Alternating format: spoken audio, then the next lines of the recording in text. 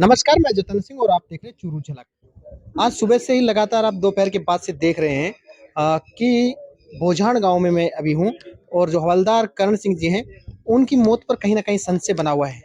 परिवार इसे आत्महत्या मानने को राज़ी नहीं है। परिवार कह रहा है कि हमारा बेटा, हमारा मेरा पति, उसकी पत्नी कह रही है कि इतने बहादुर थे, वो आत्महत्या कर ही नहीं सकते और एक तरफ ये हो रहा है कि उन्होंने आत्महत्या कर ली। हालाँकि हमारे पास अभी तक फुटेज नहीं आए, फुटेज आएँगे तो हम बीच में चलाने की कोशिश करेंगे, आपको दिखाने की कोशिश करेंगे। आज पूरे दिन से ही आसपास के ग्रामीण और इस गांव के ग्रामीण और मैं बात करूं पूर्व विधायक मनोज नागड़ी और कांग्रेस से मैं मानूं तो राजेंद्र जी कालरी यहाँ पर हैं, वो बैठे हुए हैं घर पर।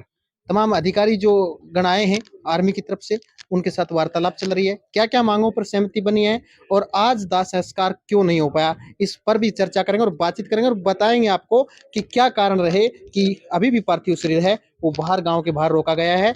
पार्थिव शरीर है, कब तक रोका जाएगा, किन मांगों को लेकर अटकलें हैं वो लग रही हैं। तो चलिए हम चलते हैं, यहाँ के कुछ जो लोग हैं उनसे बातचीत करने का प्रयास करते हैं और जो लीडरशिप आज कर रहे थे इस मामले को लेकर, उनसे बातचीत करने का प्रयास करेंगे और पूछने का प्रयास करेंगे कि आखिर किन मांगों को लेकर अटकलें लग रही है और किन मांगों पर अभी तक सहमति बन चुकी है।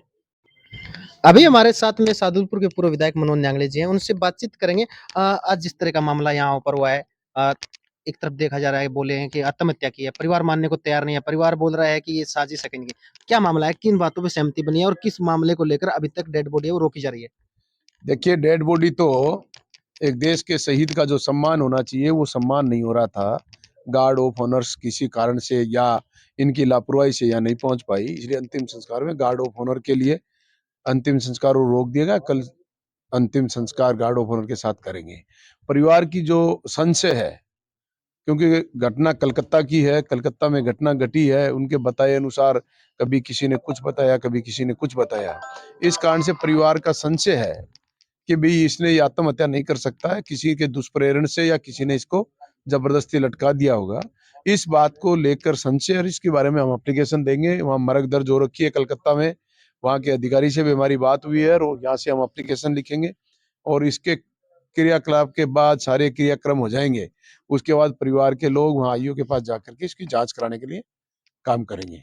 इसलिए रोकने का एक ही कारण था आज का, तो कि इसको गार्ड ऑफ ऑनर्स दिया जाए, शहीद का सम्मान किया जाए। अगर देश में शहीद का सम्मान ही नहीं होगा तो फिर आम नागरिक क्या मन सा रख सकता है कि किसका सम्मान। राजेंद्र जी, आप सुबह से यहाँ पर हैं, पूरा मामला आपने देखा है। एक बात मैंने देखी है, कहीं शहीद का दर्जा मिला है या नहीं मिला है, आपने कागजात वो देखे हैं, अधिकारियों ने आपको दिखाया है, क्या मामला था, कहीं शहीद का दर्जा वगैरह मिला हुआ है? देखिए, शहीद का दर्जा मिलने के लिए अभी जो आर्मी की जो इंक्वायरी है या उनकी कार्रवाई है वो पेंडिंग है। लेकिन करण सिंह जी की धर्मपत्नी की बात से ये जाहिर होता है कि वो सुबह सुबह उनकी बात हुई और बिल्कुल एकदम शानदार वातावरण में उनने सारे राजी खुशी के समाचार और सारी बातें उनसे की हैं और कुछ समय बाद ही उनकी मतलब मृत्यु हो जाना और उनकी शहादत हो जाना ये साबित करता है कि कोई न कोई कारण हो सकता है। इसलिए इन सारी बातों का संशय होने की वजह से अभी हम सब लोगों की संतुष्टि नहीं हो पाई, इसलिए हम उनसे जांच की मांग करेंगे सुबह और उनको एक शहीद के सम्मान के साथ जो है ना उनकी अंत्येष्टि होनी चाहिए। सेना की टुकड़ी आएगी, उनको गार्ड ऑफ ऑनर देगी, उसके बाद ही हम सब लोगों की ये मांग है, ग्रामीणों और परिजनों की, कि उसके बाद ही हम उनकी अंत्येष्टि कर पाएंगे। पार्थिव शरीर को गांव से बाहर रोका गया है। अभी रात नहीं, को पार्थिव शरीर को कोई गांव से बाहर नहीं रोका गया है। पार्थिव शरीर को बहुत ही पवित्र स्थान जो गांव की सार्वजनिक धर्मशाला है वहां रखा गया है और उनके लिए जो भी व्यवस्थाएं हैं, जो मुकम्मल व्यवस्थाएं हैं डीप फ्रीजर वगैरह की, वो सारी व्यवस्थाएं करके और पूरे आर्मी के अधिकारियों से बात करके और उनको जो भी उचित परिवार को लाभ मिलना चाहिए वो लाभ दिला के ही हम उनके अंतिम संस्कार करने की सहमति सारे ग्रामीण और परिवार के लोग प्रदान करें। पुलिस प्रशासन भी यहाँ पर पहुंचा है। पार्थिव शरीर की मैं बात करूं, रात भर रोकने के लिए डीप फ्रीज की व्यवस्था है, वो किसकी तरफ से हुई है? प्रशासन ने व्यवस्था करवा के दी? नहीं, ये हम सब की तरफ से हुई है, हमने की है और पुलिस प्रशासन का उसमें कोई लेना देना नहीं है।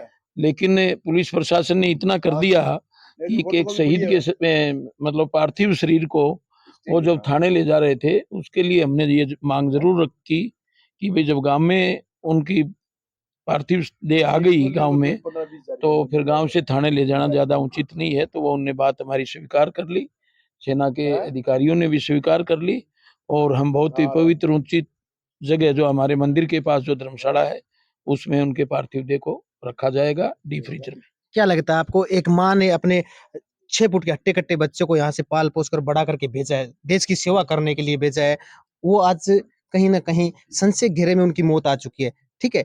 अभी परिवार है वो आरोप लगा रहा है इस प्रकार के कि हमारा बेटा बहादुर था, वो आत्महत्या नहीं कर सकता।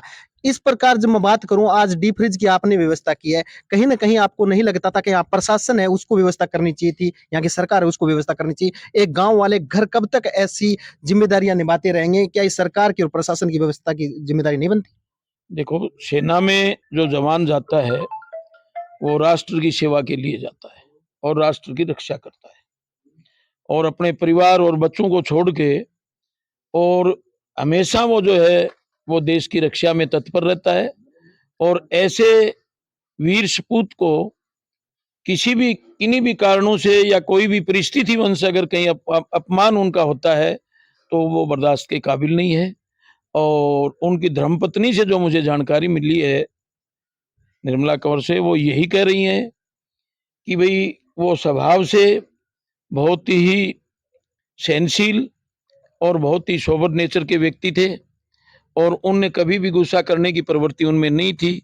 इसलिए जिस तरह की बातें आ रही हैं जिनकी जांच अभी अधूरी है, पेंडिंग है, वो उससे ये साबित हो रहा है कि अभी बात भी की है सीओ से और उच्च अधिकारियों से कि उनका मृत्यु का कोई कारण और हो सकता है। इसलिए हम सारी बातों पे ध्यान करते हुए, जांच का विषय भी है और उनके सम्मान का विषय भी है, उन दोनों बातों को मद्देनजर रखते हुए जब हम सबकी सहमति हो जाएगी इस प्रकरण पे, उसके बाद ही उनकी अंत्येष्टि करेंगे। आपने वीडियो विजुअल और फोटो फुटेज मांगी थी जब बोल रहे हैं कि सुसाइड हुआ है, तो मिली अभी तक आपको? नहीं मिली नहीं है। सुबह बात वार्ता चल रही है, जो सूबेदार यहाँ आए हुए हैं सुनील कुमार जी, उनकी वार्ता अपने सीओ से चल रही है और जो भी उचित उनको डॉक्यूमेंट अपने को लेने होंगे वो उनसे लेंगे।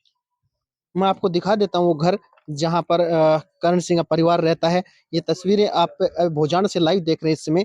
ये तस्वीरें हैं, ये पीछे मकान है उनका, यहीं उनका परिवार है वो रहता है। आप देख सकते हैं सूरज झलक पर इसमें मोबाइल स्क्रीन पे ये तस्वीरें आपके सामने सीधी-सीधी लाइव हैं। और मैं एक बात आपको बता देता हूँ कि भारत का सैनिक, भारत का बेटा इतना कमज़ोर नहीं हो सकता, एक भारत का सैनिक इतना कमज़ोर नहीं हो सकता जो आत्महत्या जैसे कदम उठाए। परिवार सुबह से ही आरोप ये लगाता आ रहा है। 23 अगस्त को ये मामला होता है, 24 बीत में बीत जाती है, 25 को पार्थिव शरीर है गाँव जो शरीर है वो गाँव में पहुँचता है और अभी तक है कोई सहमति नहीं बन पाई है। क्या कारण रहे होंगे? मामला है जाँच का विषय का है। अब सेना इसकी जाँच करे या पुलिस इसकी जाँच करे, परिवार को वह न्याय मिलना चाहिए। परिवार है कहीं न कहीं माँग कर रहा है, परिवार स इतनी आर्थिक स्थिति मजबूत नहीं होती है, बता दूँ आपको, क्योंकि किसान का बेटा होता है, आर्मी में जो भी जाते हैं, किसी नेता का बेटा आपने आज तक नहीं देखा होगा, किसी नेता ने अपने बॉर्डर पे अपने बेटे को आज तक नहीं भेजा होगा। अगर ऐसा कुछ होता है इतिहास में, हमने तो देखा नहीं है किसी नेता का बेटा कहीं बॉर्डर पर कहीं सुरक्षा कर रहा हो देश की। ये किसान के बेटे, और किसान इतना मजबूत नहीं होता है, आर्थिक स्थिति है वो कहीं न कहीं कमज़ोर ही रहती है। आज छोटे-छोटे बच्चे हैं, उनके 2 पढ़ाई-लिखाई का खर्चा है, कहीं न कहीं बात करूँ तो पालन-पोषण का खर्चा है, वो कहाँ से वहन कर पाएगा? हालाँकि सरकारी सहायता जो आर्मी की तरफ से मिलती है, उस पर भी इनकी बातचीत हुई है और पल-पल की अपडेट जैसे 3 बजे से मैं आपको दे रहा हूँ, चुरू झलक पर आप लाइव वीडियो देख रहे थे और फिर भी मैं अभी रात को 8 बजे तक लगभग समथिंग 7 बज के 40 मिनट है और मैं इसी गाँव में ठहरा हुआ हूँ और लगातार आपको अपडेट है इसकी देता रहूँगा। कल जब तक मैं यहीं हूँ, जब तक शहीद का पार्थिव शरीर है, वो सैन्य सम्मान के साथ है, वो अंतिम संस्कार नहीं कर दिया जाता। हम पल-पल की अपडेट आपको देते रहेंगे। यहाँ के कुछ लोग हैं, उनसे भी बातें हम क करवाएँ आपकी और परिवार की बातें भी हम करवाने की कोशिश करेंगे, क्योंकि अब उस स्थिति में परिवार नहीं है, जो मीडिया पर कैमरे के सामने बोल सके और मैं एक आधिकारिक चैनल होने के नाते इस समय इस स्थिति में परिवार से बातें करना भी अच्छा नहीं समझते, क्योंकि परिवार आज किस दुःख की घड़ी में है, किस संकट की घड़ी में है। लेकिन इस मामले की पल-पल की अपडेट है मैं आपको देता रहूँगा और चुरू झलक का यही कहना है कि एक परिवार को है न्याय मिले। अगर इस परिवार के साथ अन्याय हुआ है, इस परिवार को इस परिवार ने आरोप लगाए हैं कि उच्च अधिकारियों द्वारा टॉर्चर किया जा रहा था बार-बार, क्योंकि फ़ोन कॉल आए हैं, कुछ रिकॉर्डिंग भी आई जो हमारे पास अवेलेबल नहीं है अभी पास।